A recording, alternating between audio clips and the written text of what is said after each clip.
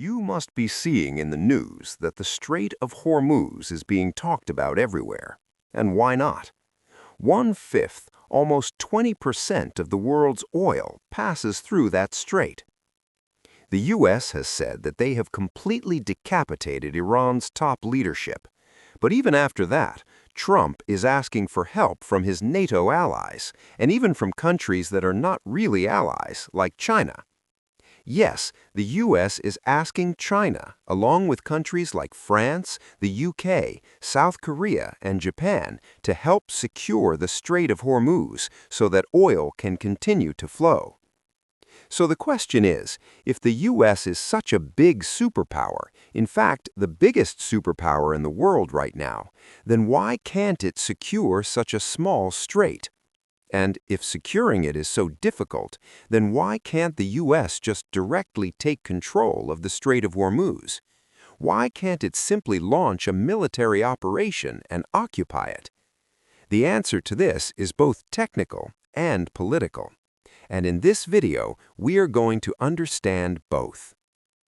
The story begins with a simple question: what is a strait?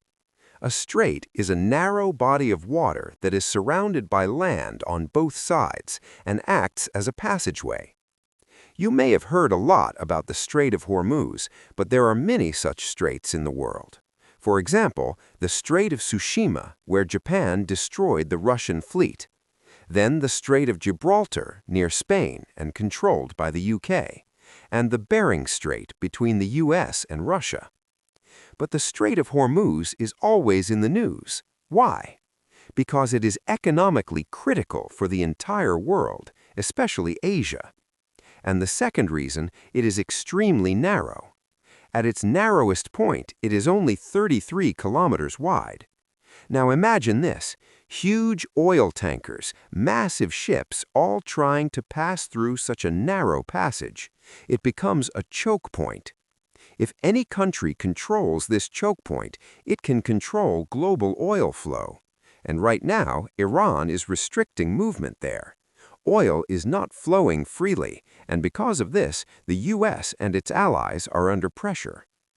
Now let's understand, why can't the U.S. take over the Strait of Hormuz? First, the technical reasons. From a military perspective, how would the U.S. do it? Let's talk about the Navy. The U.S. has the most powerful Navy in the world: aircraft carriers, destroyers, advanced warships. But bringing these massive ships into such a narrow strait is extremely risky.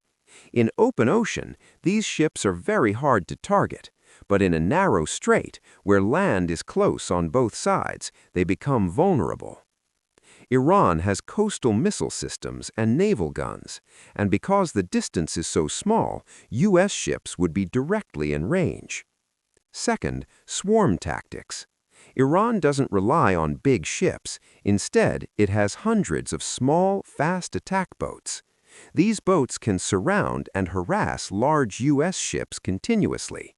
Even if they are weaker individually, in large numbers, they create chaos. Third, missile attacks.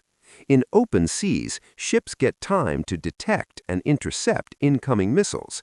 But in a narrow strait, missiles launched from nearby land give almost no reaction time, which makes U.S. ships highly vulnerable. Fourth, naval mines. Iran can plant explosives underwater.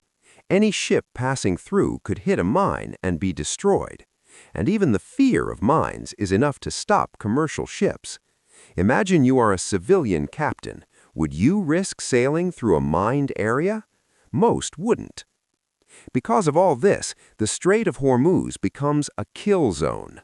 Any force trying to take control would face heavy losses, huge costs, and a long war. Now the second option, ground invasion. The U.S. could send troops into Iran. But history gives us a warning: Vietnam. A long, costly war with massive casualties, and eventually public support collapsed. The same risk exists here. Now let's talk about the political reasons. The U.S. asked China for help, but China gets oil from this route, and Iran is allowing Chinese ships to pass. So why would China pressure Iran? It doesn't make sense for them. Even traditional allies like the UK and France are hesitant to get directly involved. Then comes international law.